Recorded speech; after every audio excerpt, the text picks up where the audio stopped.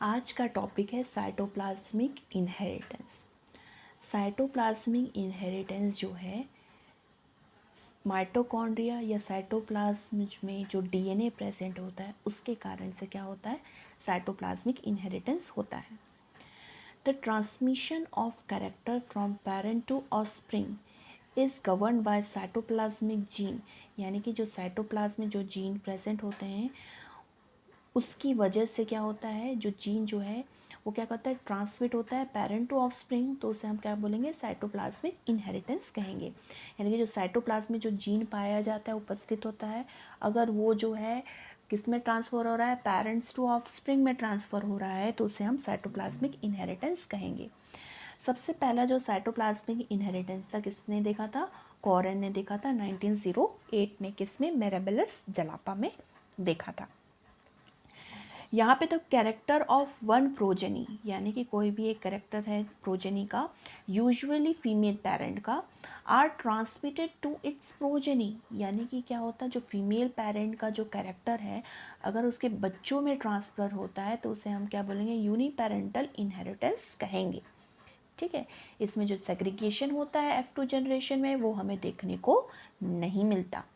Gene govern the cytoplasmic inheritance, यानी कि ऐसे जीन जो कि साइटोप्लाज्मिक इनहेरिटेंस को बढ़ावा दे या गवर्न करे, तो उसे हम क्या बोलेंगे, प्लाज्मा जीन कहेंगे।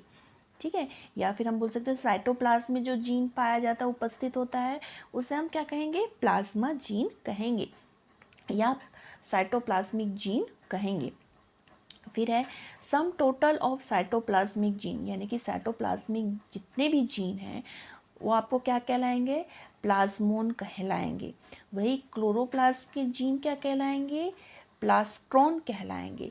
वही माइटोकॉन्ड्रिया के जीन क्या कहलाएंगे, कॉन्ड्रियन कहलाएंगे। ठीक है, फिर नेक्स्ट आपका एक टर्म आता है मैटरनल इफेक्ट। मैटरनल इफेक्ट क्या होगा, the phenotype of the progeny been affected by the genotype of the mother, यानी कि जो माँ का जो है जीनोटाइप के कारण से उसके बच्चे के फिनोटाइप पे कोई प्रभाव पड़े तो उसे हम क्या कहेंगे, मैटरनल इफेक्ट कहेंगे। यानी कि मदर का जीन के कारण से अगर वो जीन जो है बच्चों में भी दिखाई दे, उसके फिनोटिपिकली दिखाई दे उसके बच्चों में, तो उसे हम क्या कहेंगे, मैटरनल इफेक्ट कहेंगे।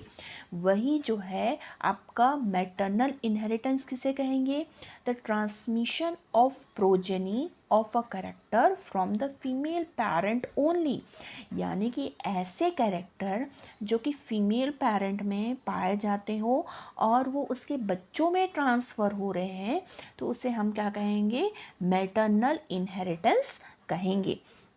आपको इसमें एक पॉइंट याद रखना पड़ेगा कि इसमें पैटर्नल यानी कि फादर का जीन जो है वो इन्वॉल्व नहीं होता।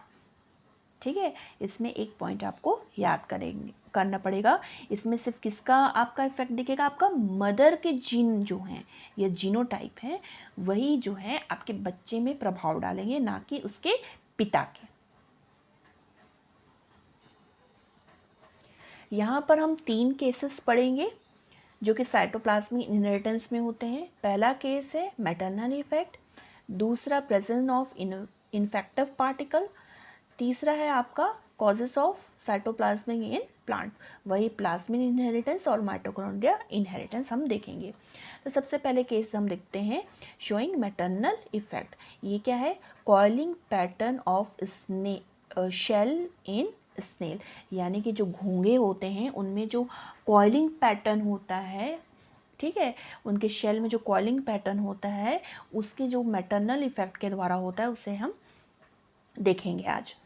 ठीक है, इसमें क्या होगा, the shell coil towards right, यानी कि अगर जो है जो शेल की जो कॉइलिंग है अगर वो राइट साइड में हो रही है तो उसे हम क्या कहेंगे, डेक्स्ट्रल कहेंगे, जो कि किस क्या के कारण होता है, डोमिनेंट जीन के कारण होता है, जिसे हम रिप्रेजेंट करेंगे कैपिटल डी।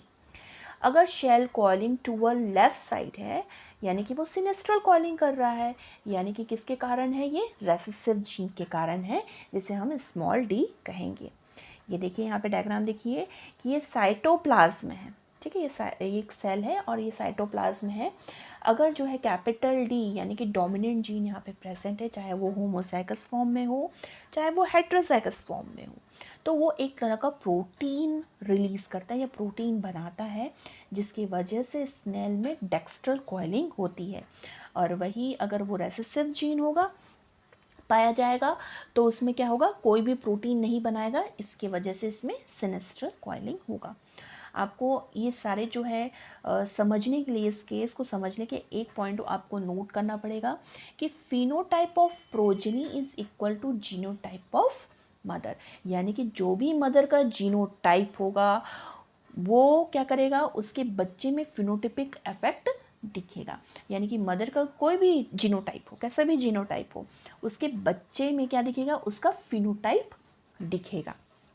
ठीक है, इस बात को आप अच्छे तरीके से याद कर लीजिए ताकि आगे जो डायग्राम दिखाऊंगी तो आपको उस चीज़ में आपको बहुत अच्छी तरीके से समझ में आएगा। ये आपका डायग्राम है। ठीक है, इसमें क्या किया, पहले जो है आपका डेक्स्ट्रल फीमेल को सिनेस्ट्रल मेल के साथ कॉइल किया गया। ठीक है, तो यहाँ पे क्या हुआ, सारे के सारे कैसे आ गए, डेक्स्ट्रल आ गए। क्यों, क्योंकि इसके मदर का जीनोटाइप कैसा था, डेक्स्ट्रल टाइप का था, इसलिए सारे के सारे कैसे आ गए बच्चे, आपके डेक्स्ट्रल टाइप आ गए। अब यहाँ पे क्या है, इसकी मदर अब आगे जनरेशन ले जाया गया, तो इसकी जो मदर थी वो कैसी थी, यहाँ पे कैपिटल डी है यानी कि वो डेक्स्ट्रल टाइप का बनाएगा। तो यहाँ पे क्या हो गया, F2 जनरेशन में क्या हुआ है, सारे के सारे आपको डेक्स्ट्रल ही दिखाई देंगे। क्यों, क्योंकि इसकी मदर का क्या है, आपका डोमिनेंट डी प्रेजेंट है। वही जब F3 ले जाया गया तो हम क्या देखेंगे, ये सारे में आपके डोमिनेंट जीन प्रेजेंट है, यानी कि ये डेक्स्ट्रल कॉलिंग के लिए इंडिकेटर है, तो यहाँ क्या होगा, डेक्स्ट्रल आया। लेकिन हम जब यहाँ पे देखते हैं, यहाँ पे स्मॉल डी है, तो स्मॉल डी यानी कि रेसेसिव है, तो ये क्या शो करेंगे, इसके बच्चे क्या शो करेंगे, सिनेस्ट्रल शो करेंगे। वहीं पे हम क्या कर देते हैं, यहाँ पे रेसिप्रोकल क्रॉस कर देते हैं, यानी कि जस्ट अपोजिट। इसमें क्या करेंगे, सिनेस्ट्रल फीमेल का क्रॉस किससे कराया जाता है, डेक्स्ट्रल मेल के साथ कराया जाता है। अब यहाँ पे जीनोटाइप देखिए, यहाँ पे क्या है जीनोटाइप, यहाँ पे मदर का सिनेस्ट्रल टाइप है ना। तो यानी कि क्या हो गई, इसकी प्रोजनी जो आएगी वो किस तरह की दिखना चाहिए, सिनेस्ट्रल टाइप दिखना चाहिए। भले ही यहाँ पे डोमिनेंट जीन प्रेजेंट हो, लेकिन क्या था, इसकी मदर किस तरह की थी, सिनेस्ट्रल थी, इसके सिनेस्ट्रल टाइप के जीन थे, तो उसके बच्चे भी किस तरह के शो करेंगे, सिनेस्ट्रल टाइप ही शो करेंगे। जब इसे जो सिनेस्ट्रल टाइप जितने भी थे उसे सेल्फ करा के आगे ले जाया गया प्रोजनी, तो अब क्या होगा, अब ये मदर हो गई, तो अब इसमें क्या है, कैपिटल डी है, तो इसके सारे के सारे प्रोजनी क्या हो गए, डेक्स्ट्रल टाइप के आपको दिखाई देंगे, क्योंकि इसकी मदर के जीन में कैसा था, डोमिनेंट जीन मौजूद था। वही जो है F2 को F3 जनरेशन ले जाया जाएगा, यहाँ पे F3 जनरेशन होगा, तो क्या देखेंगे, यहाँ पे भी कैपिटल डी, यहाँ पे भी कैपिटल डी, यहाँ पे भी कैपिटल डी, तो ये सारे के सारे अब क्या प्रोजनी आपके कराएंगे, आपके डेक्स्ट्रल टाइप प्रोजनी कराएंगे। लेकिन यहाँ पे क्या होंगे, यहाँ पे रेसेसिव जीन है, तो ये क्या आपके प्रोजनी, इसकी प्रोजनी कैसे टाइप के दिखाई देंगे, आपके सिनेस्ट्रल टाइप के दिखाई देंगे।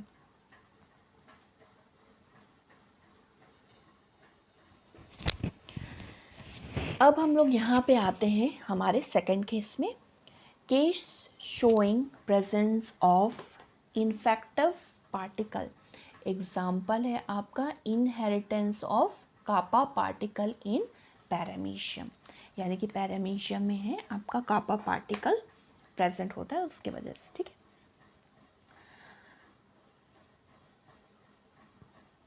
ये जो है आपके दो तरह के पैरामीशियम पाए जाते हैं, पहला है आपका किलर स्ट्रैंड और दूसरा है सेंसिटिव स्ट्रैंड। ठीक है, आपको याद रखना है, contain killer strand in plasma which destroy other races of paramecium by secreting toxic substance into the water call पैरामीसिन।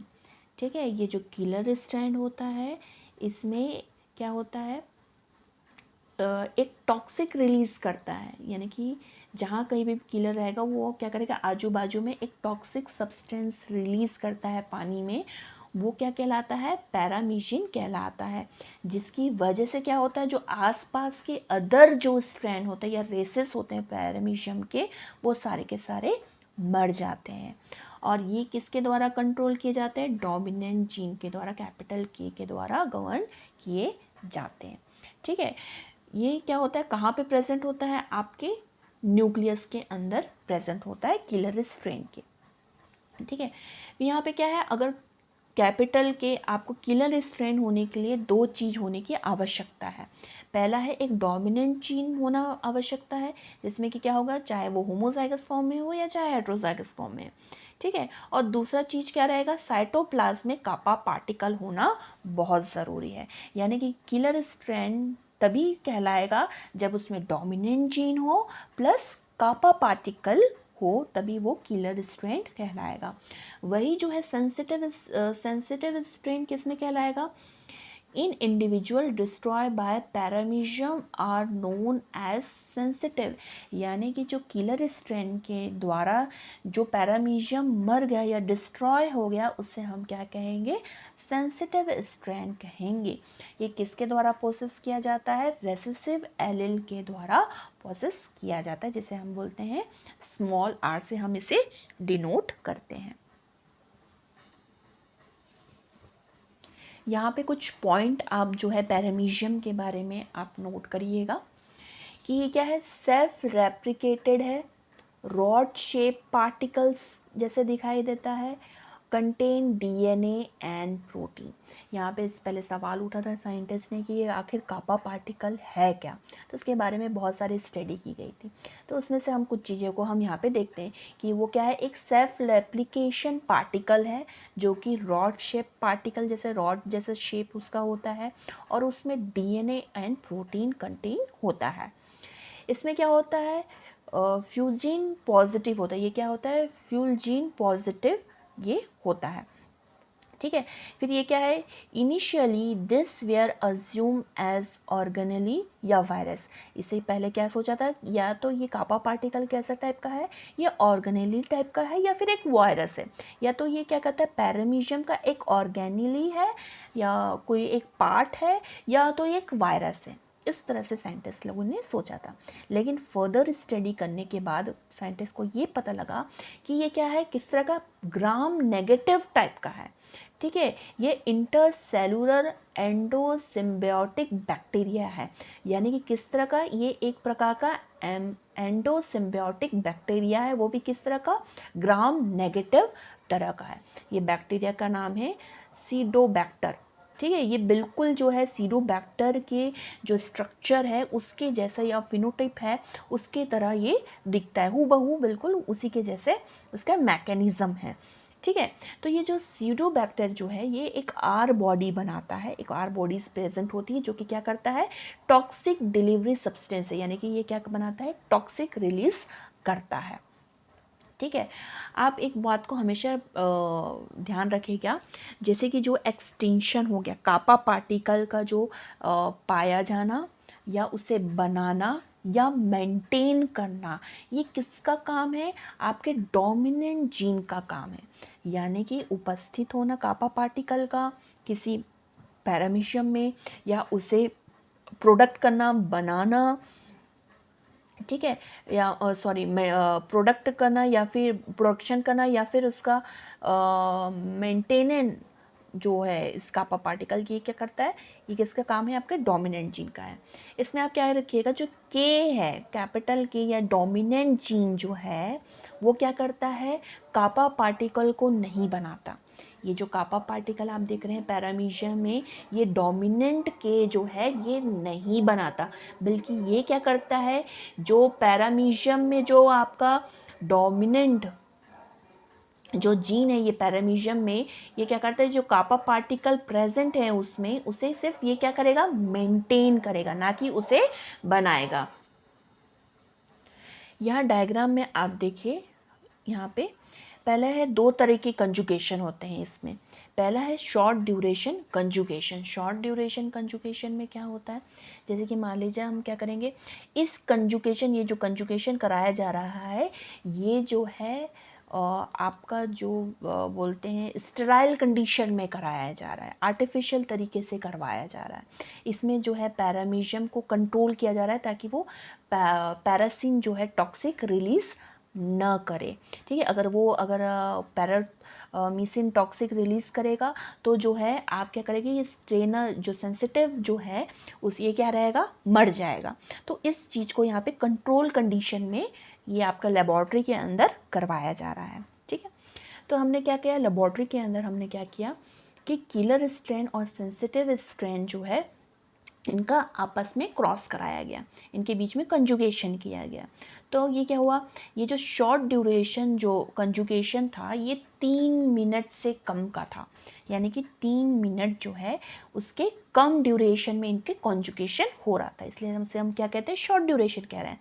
जब कम ड्यूरेशन का हो रहा है, 3 मिनट से कम ड्यूरेशन का हो रहा है, तो इसमें क्या होता है, सिर्फ आपका क्या होता है, आपका सिर्फ क्या पास करता है, सिर्फ जीन पास आउट होता है, आपका कापा पार्टिकल पास आउट नहीं होता। तो इसलिए क्या होता है, इसमें डोमिनेंट के और रेसेसिव के आ जाता है, डोमिनेंट के रेसेसिव के आ जाता है। तो इसमें क्या हो, जब अलग होते हैं तो एक आपको क्या मिलता है, एक किलर स्ट्रेन मिलता है और एक सेंसिटिव स्ट्रेन मिलता है।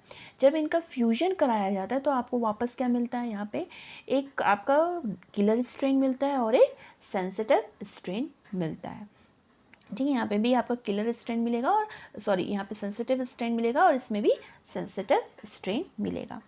वही जो है अब लॉन्ग ड्यूरेशन कंजुगेशन, यानी कि लॉन्ग ड्यूरेशन कंजुगेशन कराया जा रहा है, यानी कि 3 मिनट से ज़्यादा देर तक के इनके बीच में कंजुगेशन हो रहा है।